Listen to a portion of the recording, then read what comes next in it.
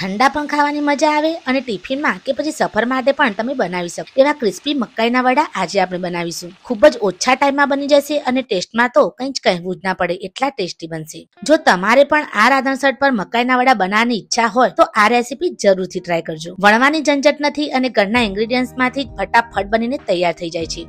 तो चालो बनावવાનું શરૂ કરીએ। ठंडा पण खावानी मजा आवे एवा सातम माटे मकाईना खूब ज टेस्टी अने क्रिस्पी मकाईना वड़ा।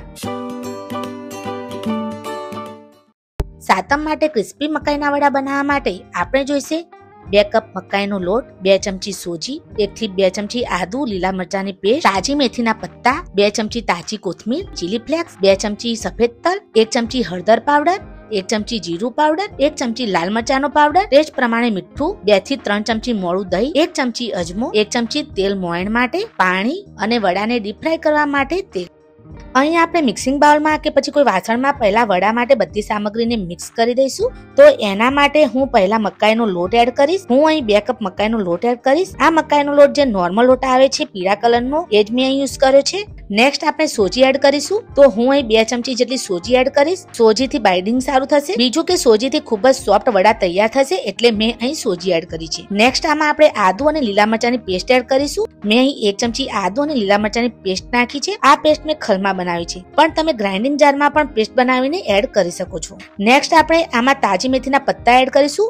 મેથી મેં અહીં અડધી મુઠ્ઠી એડ કરી છે। મેથી તમને ના ભાવતી હોય તો તમે તાજી મેથીના બદલે 1 ચમચી કસ્તુરી મેથી પણ એડ કરી શકો છો। એનાથી પણ ખૂબ જ સરસ ટેસ્ટ આવશે વડામાં। નેક્સ્ટ હું એડ કરીશ તાજી કોથમીર। અહીં મેં 2 ચમચી જેટલી તાજી કોથમીર ઝીણી ચોપ્ડ કરીને એડ કરી છે। નેક્સ્ટ આપણે ચીલી ફ્લેક્સ એડ કરીશું। ચીલી ફ્લેક્સ મેં અડધી ચમચી લીધા છે। ચીલી ફ્લેક્સ થી વડાનો લુક તો સારો લાગશે પણ થોડી તીખાશ પણ એડ થશે। નેક્સ્ટ હું સફેદ તલ એડ કરી રહી છું। સફેદ તલથી વડામાં એક ક્રન્ચીનેસ એડ થાય છે એટલે મેં તલ નાખ્યા છે અને પૂરીઓ વડા કે થેપલા જેવી રેસીપીઓમાં તલથી ખૂબ જ સરસ સ્વાદ આવતો હોય છે। થોડા મસાલા પાવડર હું અહીં એડ કરી દઈશ। તો આમાં 1 ચમચી હળદર પાવડર, 1 ચમચી જીરું પાવડર, 1 ચમચી લાલ મરચાનો પાવડર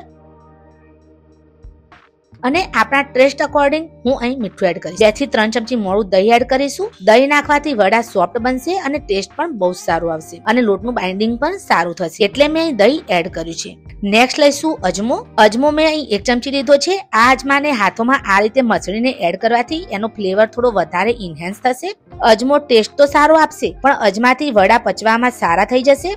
મિક્સ કરીને 1 ચમચી જેટલું હું અહીં તેલ એડ કરીશ। તેલ આપણે લોટમાં મોયણ માટે નાખ્યું છે એનાથી લોટ સારો બંધાશે અને બીજું કે તેલ નાખવાથી લોટ આપણે જ્યારે વડા બનાવીએ ત્યાં સુધી લોટ સુકાવા નહીં લાગે। બસ હવે મિક્સ કરીને થોડું પાણી નાખીને લોટને આપણે બાંધી લઈશું। લોટનો ડો એકદમ ઢીલો ના બંધાય એનું તમારે ધ્યાન રાખવાનું છે કેમ કે આમ પણ મકાઈના લોટને આપણે વણી નથી શકતા એટલે થોડું પાણી નાખીને જ લોટ બાંધીશું। મકાઈના લોટમાં ઘૂંટણ નથી હોતું, પચવામાં પણ ખૂબ જ સરળ હોય છે અને આ લોટમાં ફાઈબરની માત્રા પણ ઘણી સારી હોય છે એટલે ચોમાસાના તહેવારમાં મકાઈની વાનગી તમને ઘણો બધો ફાયદો કરશે। મકાઈની રેસીપીમાં તમારે વધારે હેલ્ધી વર્ઝનમાં જોઈતું હોય તો તમે ડીપ ફ્રાય કર્યા વિના પણ બનાવી શકો છો। આ લોટને સારી રીતે આપણે ગૂંદવાનો છે। જેટલો ગૂંદશો લોટને એટલો જ ડો સરસ બનશે અને ડોમાં એક લચક પણ આવશે જેનાથી આપણા વડા ખૂબ જ સરસ થશે।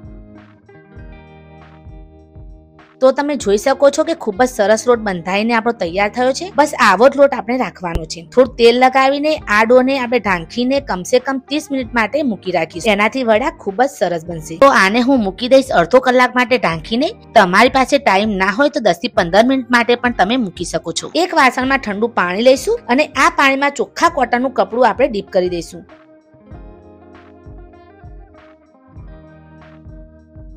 એમાંથી એક્સ્ટ્રા પાણી નીચોવી દેવાનું। આ કપડાને પાથરીને મીડિયમ સાઈઝના વડા પડે એવડા લુવા બનાવીને હું આમાં થોડું ડિસ્ટન્સ રાખીને મૂકી દઈશ।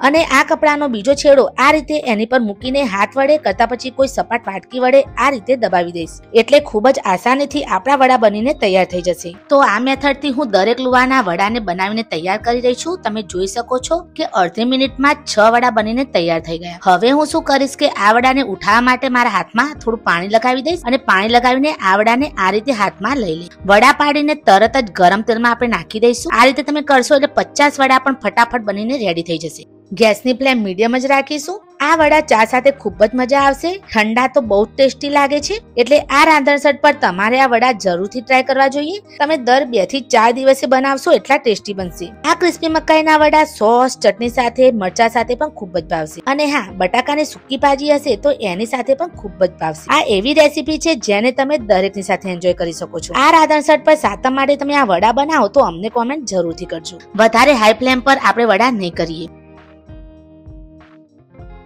તમે જોઈ શકો છો કે કેટલા સરસ બન્યા છે. જોતા જ મોઢામાં પાણી આવી જાય એવા વડા.